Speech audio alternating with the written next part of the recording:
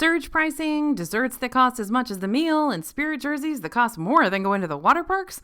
Disney World is a place where memories are made while your wallet rapidly withers away before your very eyes. So let's find some cheaper alternatives to the most expensive Disney World offerings that are just as good. Here on DFV Guide.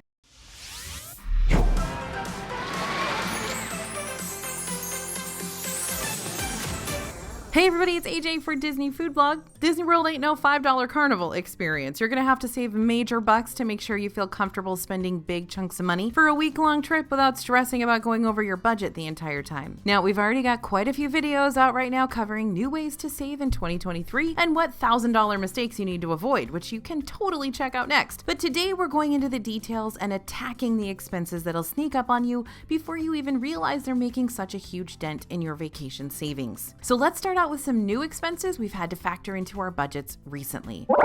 That's right, surge prices. Surge pricing seems to be Disney World's preferred flavor of choice lately. I personally still like mint chocolate chip, but that's just me. Bad joke, sorry. We're more than familiar with the surge pricing that impacts hotel costs and regular ticket prices. That's been going on forever. But why is surge pricing such a big deal? And more importantly, why should you care about it? We deal with surge pricing on a daily basis outside the parks, especially when it comes to gas prices. They go up, they go down, they keep us on the edge of our seat. Surge pricing isn't a new thing at Disney World either. They've been using this pricing tactic for their hotels and regular tickets for years. But some new surge prices have just popped up on the Disney scene for Genie Plus, one day one park tickets, and Park Hopper add-ons. And that's a whole lot of surge pricing to toss our way all at once, literally on December 8th. Unfortunately, surge prices make it difficult to pin down an exact budget for your trip, since options like the Genie Plus pricing change up daily. One day, Genie Plus could be at its one standard $15 per person, and the next day it could skyrocket to meet consumer demand at $29 per person. So how can you attempt to cut down on these surge prices when they're already unpredictable as is? Well, my first bit of advice is one you're probably already familiar with. For cheaper price ranges across the board, you'll need to travel during Disney World's non-peak seasons. The cheapest prices we're seeing for 2023 so far are at the end of January, toward the middle of February before Valentine's Day, a few days at the beginning of April, at the end of June, surprisingly enough, and at the end of July, also surprising. But the best deals are going to be during August and September, aka back to school season. For an even cheaper range of prices, you may also find success with purchasing tickets on the weekdays instead of on the weekends.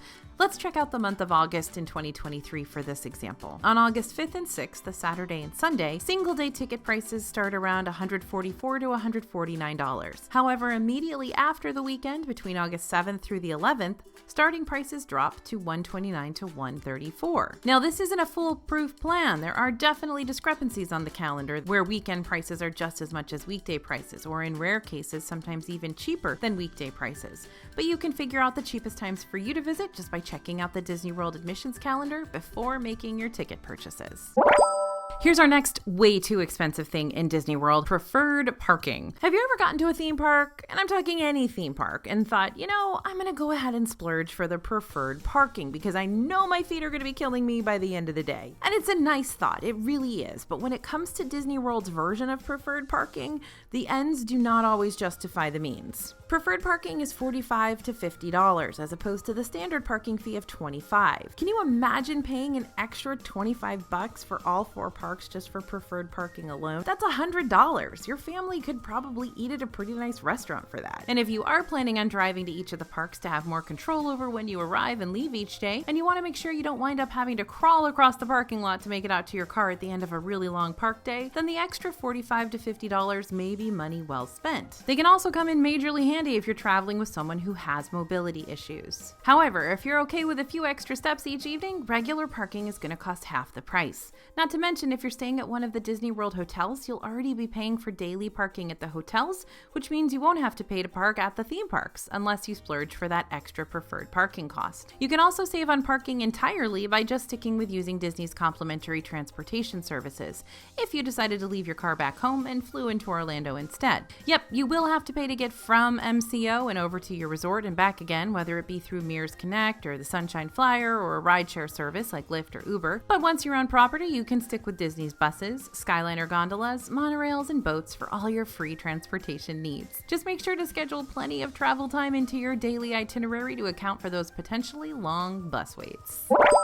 Something else that's way too expensive in Disney World, character dining, especially during certain times of the day. Character dining can be one of the best/worst things to spend extra money on at Disney World. Sure, kids and kids at heart will love Disney's character dining opportunities, where you can meet some of your favorite characters without having to wait in a forever long line for them inside the parks, while also chowing down on an abundance of food. But if you're more into the character part of the experience and aren't as big on the dining part of things, then this extra expense could be expensive and time-consuming. Let's say you book a dinner reservation for a character dining experience at Hollywood and Vine and Hollywood Studios. Not only will you be paying $59 per adult plus gratuity for the buffet, but you're also going to be taking a huge chunk of time from your Hollywood Studios evening just to experience this restaurant, meaning less time for rides, less time for shows, and overall, less time for experiencing the park. But if a character dining experience at a restaurant has a breakfast offering, you can save quite a bit of money and time if breakfast is available before the parks open by opting for an early morning reservation rather than one that happens later in the day after 11 a.m. Character dining breakfast experiences are available at Chef Mickey's, Cape May Cafe, Hollywood and Vine in Disney's Hollywood Studios, Tusker House, Topolino's Terrace, the Crystal Palace at Magic Kingdom, and Ohana at Disney's Polynesian Village. But how much money will you be saving on choosing a breakfast character dine over a lunch or dinner character dine? Let's use that first option as an example, Chef Mickey's.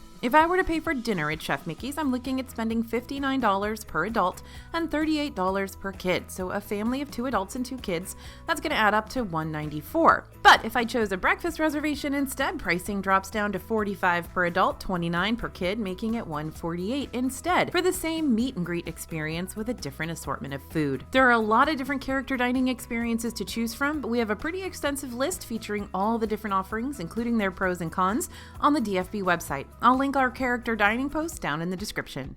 Is a Disney World hotel room worth the asking price, or are they too expensive to even consider? Here's the thing, I love staying on Disney World property. Staying at a Disney World resort is a fun, exciting, memorable experience. All the resorts can provide several theme park perks, including early theme park hours and complimentary transportation, and unique hotel theming that'll set the mood of your trip right from the start. But even Disney's cheapest value resorts can wind up costing you a lot of money depending on when you visit. Let's take the cheapest value resort offering of the bunch, Disney's All-Star Sports. A 5-night stay at a standard room in Disney's All-Star Sports at the very beginning of March in 2023 is going to cost a family of 4 $194 per night. And that's just for a place to crash each night.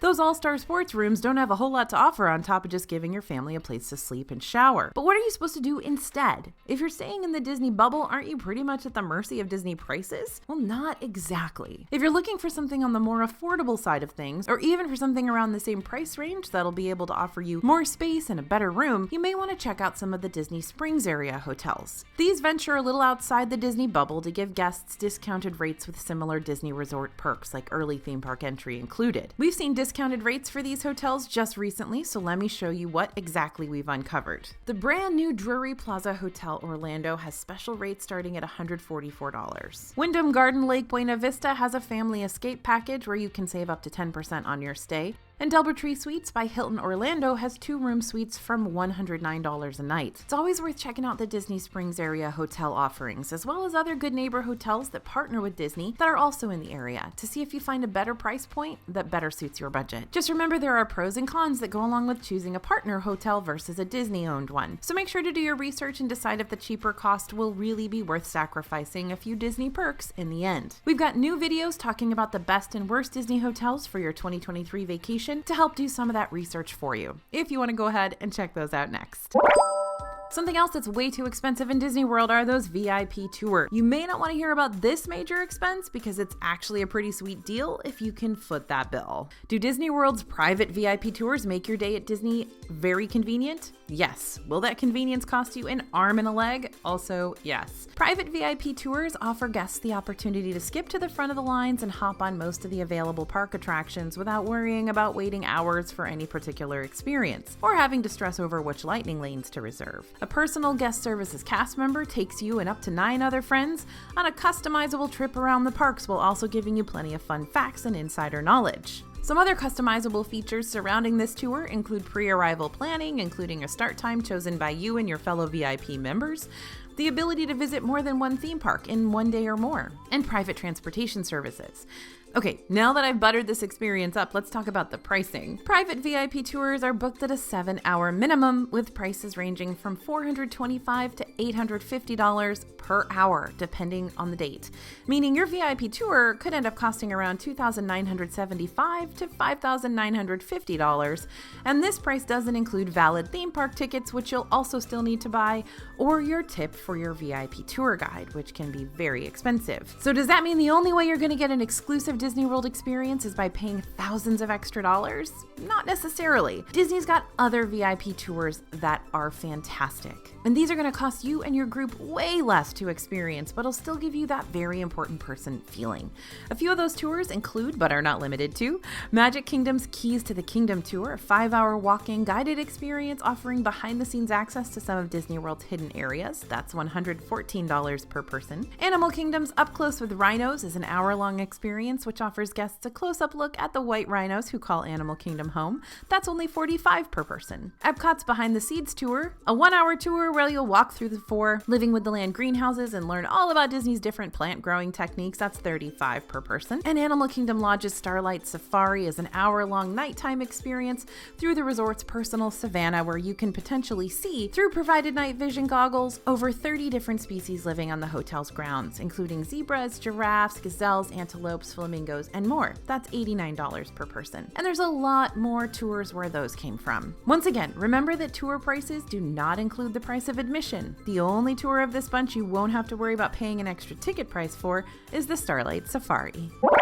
Also too expensive, certain table service restaurant experiences. We already threw the Disney character dining under the bus, so why not throw some other table service under there too? Sit-down restaurants at Disney World can be a great way to escape the heat, get off your feet, and enjoy a nice meal. But sometimes you may have to pay more for a table service restaurant than you were intending. I'm not just talking about the additional taxes you'll pay for your food and drinks, though that will bump up your final bill a few notches. I'm also talking about the additional expenses you'll have to pay if you're traveling with a group of 6 people or more. At many of Disney's sit-down restaurants, you'll automatically have to pay an 18% gratuity if you're dining with a larger group. And even if you're not dining with a bigger group, a gratuity is necessary regardless. No, you won't have a certain fixed gratuity cost for a smaller group, but come on, 18 to 20% is still what you need to factor in for your servers after each of your sit-down meals. These servers are working their tail ends off for long hours at a restaurant in a theme park, so yeah, they've earned it. If you don't want to pay the extra tip on top of what you're already paying, I do have an alternate solution for you, and that's hitting up the resort table service restaurants with to-go capabilities. When the resorts and parks were starting to reopen after the historic 2020 closures,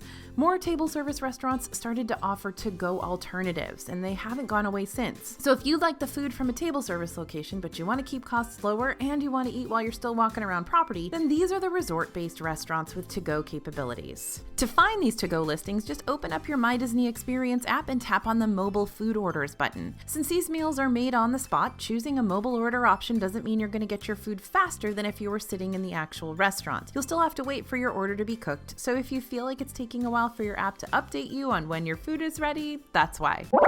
Next thing that's too expensive, especially when you're not keeping updated on the changes, is Genie Plus. Lightning lanes have caused major controversy since they first appeared back in 2021, and the drama just keeps on coming. Though Genie Plus is designed to make your day in the parks more convenient, it can actually add more stress to your day at the expense of your vacation funds. But why? Why would Genie Plus hurt us this way? It's just going through a lot of growing pains, and I mean a ton of growing pains. A few months back, we made a video called The Ultimate Guide to Disney Genie Plus, and there have been some updates to discuss, including the surge pricing we talked about earlier. Disney Genie Plus is fluid when it comes to how it operates, so if you don't plan on keeping up to date with all the changes leading up to your trip, then spending $15 plus for the Lightning Lane tiers could become more stressful than helpful. We don't want that. Planning a trip is stressful enough without creating even more of a headache for yourself.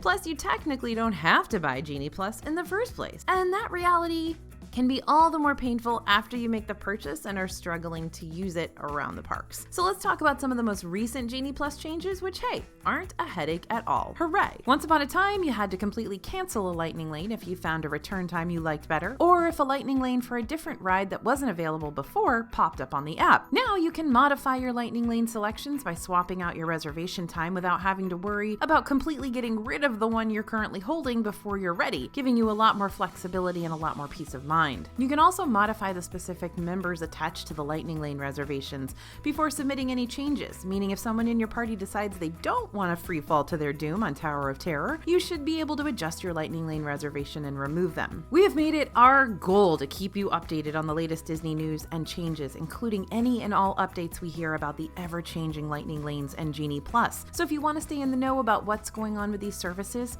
sign up for the DFB newsletter to get this info sent to your inbox for free whenever it pops up. I'll add our newsletter sign-up link down in the description. But when it comes to Genie Plus, if you don't understand it and if you're not using it the best way possible, then it is too expensive because you're not getting your money's worth.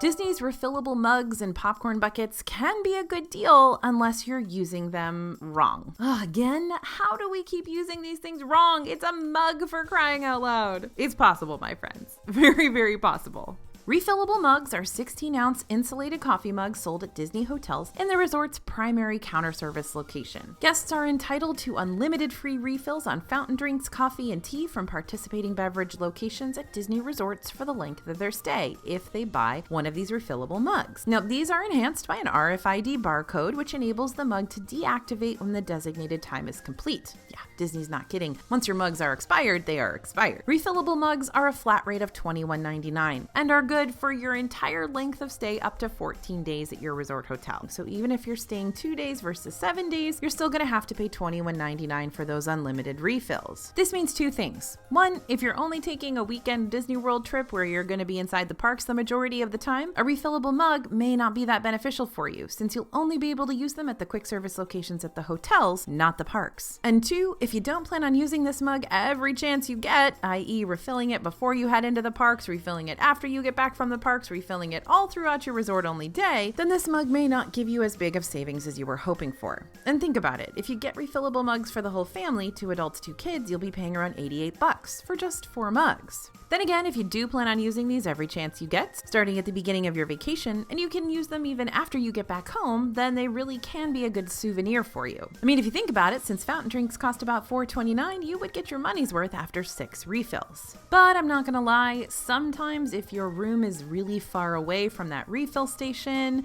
like say the refill station is at Everything Pop at Pop Century and you're staying way over in the 90s section, it can be a trek to go refill that mug and it can be a hassle to refill that mug. So it really is up to you to do the math and figure out how often you're going to want to trek over to fill it. Similarly, if you purchase a refillable popcorn bucket too late into your trip, the cost of the bucket may not provide you with the best snack savings. The initial price of a standard refillable bucket is $13, excluding specialty premium buckets, which can get into the $20 plus range. But this price includes not just the bucket, but also your first batch of hot buttery popcorn. Whenever you're craving more popcorn, just visit any participating popcorn cart and you can have it refilled with fresh popcorn for $2.25, instead of paying full popcorn prices, which are more around $5.50. Unlike the refillable mugs, refillable popcorn is available inside the parks, which means more opportunities to use it. But unlike the refillable mugs, popcorn buckets still cost money each time you want to refill, and you may not want to eat your fill of super salty popcorn every single day, yet you'll still feel obligated to do so. Not to mention, refillable mugs can be used in your everyday life, even once you're back home. Use them for your coffee or morning OJ, or fill them up with water before heading toward the office. But popcorn buckets, especially the super decorative ones, don't have a whole lot of use after you get back from the parks, unless of course you're decorating with them. I have heard some people fill them with sand and use them as bookends, which is so creative. But if you don't want to fill your popcorn bucket with sand and decorate your house with it, but you're also not quite sure what to accessorize your bucket with in your everyday life, then you may be better off just spending the $5.50 on regular old popcorn when you want it and calling it good. And just so you know, Disney uses Pop Secret as their popcorn supplier, and you know where else you can find Pop Secret popcorn? On the Walmart shelves in 12-count boxes for under $4. So, you can always pop your own bag in the resort microwave by grabbing a few popcorn bucks off the store shelves before your trip.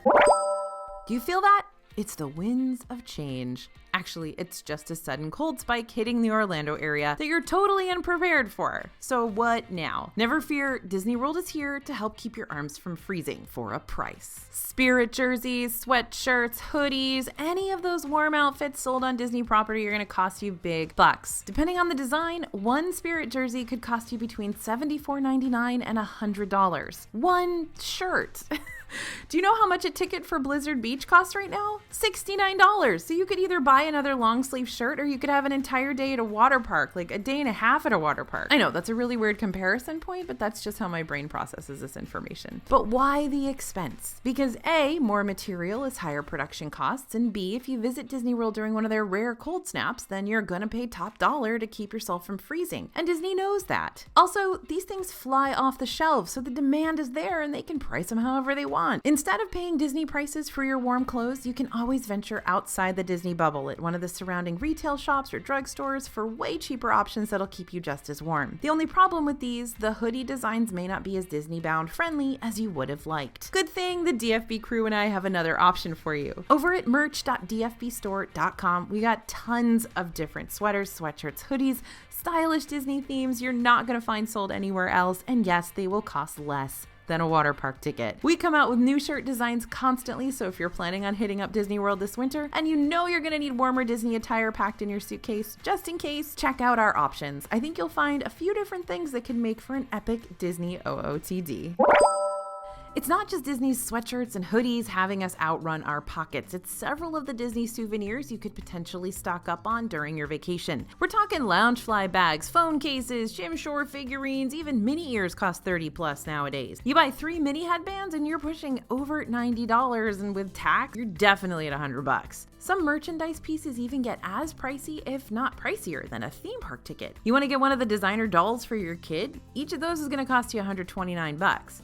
Dooney and Burke's Disney-themed bags can get as high as $328, and we've even seen designer ear headbands and hats cost a whopping $500 before. Not to mention that Crystal Castle at $35,000, and some jewelry in the thousands too. If you want cheaper Disney souvenir options, plan on shopping your way around the parks before you step foot into them. And what I mean by that is browse the Shop Disney website to find theme park-specific merch at a potentially discounted price. Shop Disney frequently runs sales, even getting as high as 50% off 2 times a year, I think, so you don't have to pay top dollar for all your Disney World goodies. If your kids are young enough to not notice the difference between a $130 doll and a $10 one, buy a Disney knockoff doll at a big box store instead and bring them along for the ride. If you step into any, and I mean any, big box store, you're gonna see Disney themed toys. Not just dolls either. You'll see card games, bouncy balls, stuffed animals, so much Disney merch to choose from at a much cheaper price point. You can surprise your kids with a big box store Disney item once you get to your hotel or later on in your trip if they start begging for something way more expensive that you don't want to drop the big bucks for. What else is too expensive? Certain Disney desserts.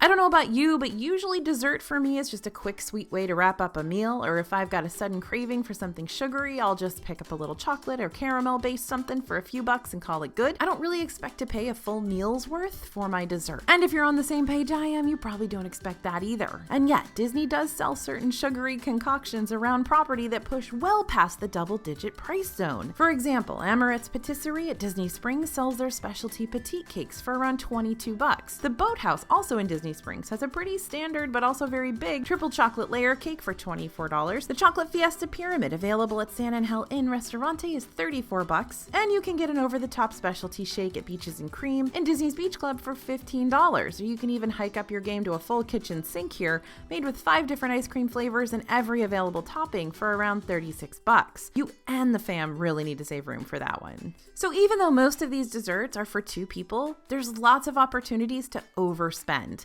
But you don't have to take out a loan every time your sweet tooth cries out. Here are a few alternative sweet treat options that'll cost you $5 or less. Over at Woody's Lunchbox in Disney's Hollywood Studios, you can find the Lunchbox Tarts for $4.49. We're big fans of Caramel Kusha and Epcot, and you can get the Caramel Butter Bar for $4.99. It's one of my favorites. Another longtime DFB favorite is the Carrot Cake Cookie from Trolley Car Cafe in Hollywood Studios. It's $4.99, and it's like 3 days worth of a sweet treat. And the cheapest snack on our list is only $3.79, which is the Pongo Lumpia from Pongu Pongu in Disney's Animal Kingdom. Want to learn about even more affordable and super tasty dessert offerings around Disney World? Check out our digital snack guides for each of the parks on the DFB Store website. It's dfbstore.com, and make sure to type in the code YouTube for savings on your purchase. Next thing that's way too expensive in Disney World, soft drinks. Look, I get it. For some people, it's nearly impossible to imagine not getting a Diet Coke with every one of your meals. It's me, I'm some people. But sodas and teas and water adds up quickly. Let me paint a little picture for you. Bottled sodas around property cost $4 to $5 each, while fountain drinks typically cost near the same price at around $4.29. If I were to get a fountain soda to go along with all 3 meals of my day for all 4 days I was in the parks, that's an extra $52 I'm tacking onto my trip. And if anyone else in my hypothetical family of 4 decides to follow suit, that's an extra $208 worth of drinks. And that doesn't even include the extra bottles of soda or water you may purchase during the day when you're feeling thirsty. So what can you do to cut down on the drink costs? Well, I've got 3 different solutions for you besides the Ask for Water cups solution, which is 100,000% useful, but still won't satisfy those craving sodas. First up, Instacart those drinks ahead of time. We love using the Instacart app or any grocery delivery app to have groceries sent over to our Disney hotel because it saves a lot of money on those basic snacks and drinks we'd otherwise have to pay top dollar for in the parks if we didn't want to leave the Disney bubble. So let's say I purchased 2 Diet Coke 6-packs on a grocery delivery app. 2 6-packs, 12 Diet Cokes, 202.8 fluid ounces, all for around maybe $27 to $30 after delivery fees and tips are added in. Still kind of pricey, but let's consider what that'll get you at Disney. Disney's 20-ounce soda bottles will cost you about $5 per bottle. For $30 in the parks, you're looking at a total of 6 bottles or 120 fluid ounces. But now you see why, even with those extra delivery and tip fees, Instacart can still be a better deal. You may even be able to save on the delivery fees entirely with promo codes and limited time deals. Grocery app purchases will be delivered to Bell Services, so you'll have to remember to pick them up when you're near the lobby of your resort. Now, another soda tip, take advantage of those quick service locations where fountain drinks are refillable. If you've got to get a fountain drink along with your meal, then don't just call it a one and done purchase. You'll want to get as much use out of that fountain drink cost as possible, so try to visit quick service locations where you can go up and fill it yourself. You'll find self-serve fountain drink refillable kiosks at quick service locations like Restaurantosaurus in Animal Kingdom, Sunshine Seasons in Epcot, Backlot Express at Disney's Hollywood Studios, and several quick services in the Disney World resorts like Captain Cook's, Gasparilla Island Grill, Sasagula Floatworks, and others. But let me warn you, some quick service locations have fountain drink cups with RFID tags that can read how many refills you've gotten so far. This could limit you to only around 2 or 3 refills per cup, which, who knows, may be just the right amount for you to get your money's worth. You'll know if your cup has this unique chip reader when the freestyle machine tells you how many refills you've got left. All I'm saying is that it's best to fill your cups to the tippy top each and every time you hit up one of these self-serve machines. Don't fill them up halfway and waste a refill. But that said, if you want to mix, you should be able to mix. I always put like a little bit of everything in my cup, so you can still do that as long as you're quick enough. You can also get drinks with kids' meals. Some kids' meals at quick service locations will actually come with a complimentary small fountain drink, so take advantage of that. You'll find complimentary fountain drinks included with kids' meals at spots like Satuli Canteen at Disney's Animal Kingdom, Woody's Lunchbox in Disney's Hollywood Studios, and Docking Bay 7 in Hollywood Studios. And by the way, kids' meals are often plenty of food, just saying. But seriously, even when you do order soda, please don't forget to also ask for water cups to go along with them. You're going to need that hydration during the day, and soda's not going to cut it. Speaking of treats, let's talk about Mickey-shaped foods. Mickey pretzels, Mickey premium ice cream bars, Mickey waffles. Disney likes to capitalize on the idea that everything Mickey-shaped automatically tastes better. But some Mickey-shaped foods are gonna cost more at some places around property than others. But you're not gonna know that unless you really do some digging, like we did. Don't believe me? The My Disney Experience app can prove my point. Let's say you've got a hankering for a Mickey pretzel and you wanna know where exactly you can buy one on property. See that magnifying glass at the bottom of the My Disney Experience screen? Tap that and search pretzels in the search engine. What's going to pop up after you hit search are all the different locations around Disney World that sell pretzels. Now get this, if I tap on, say, Hollywood Studios Anaheim produce menu, I can find Mickey pretzels with cheese sauce for $7.49. But if I tap on Epcot's The Land Cart menu, the very same option now costs $7.75. Tricky. I know, it's not a huge difference, but it's still a difference, and this is still a nifty method for tracking down specific food offerings on My Disney Experience, so you don't have to go on this epic scavenger hunt each time you've got a craving in the parks. Now, let's find some much cheaper Mickey waffles by using this strategy. Looking up waffles on My Disney Experience is going to give me a lot of different options, but let's specifically scroll down to Sleepy Hollow Refreshments and Contempo Cafe. Sleepy Hollow Refreshments in Magic Kingdom sells a hearty, Mickey-shaped waffle topped with strawberries and powdered sugar for $7.49. They also serve a standard powdered sugar Mickey waffle for $6.49. At several breakfast locations that serve Mickey waffles, they'll give you 2 to 4 smaller waffles for a higher price, like $10 plus. You can also get Mickey waffles at most all sit-down breakfast locations, but those will definitely cost you more than just a few bucks for the entire table service experience. So the fact that Sleepy Hollow can give you a giant Mickey waffle that you can get not many other places, and that you can easily split with other people in your group for under $10 will help stretch your dollars. And over at Contempo Cafe in Disney's Contemporary Resort, you can get a small Mickey waffle as a side option for breakfast or on its own for $2.99. But one of the best ways to save money on Mickey-shaped foods that we've found?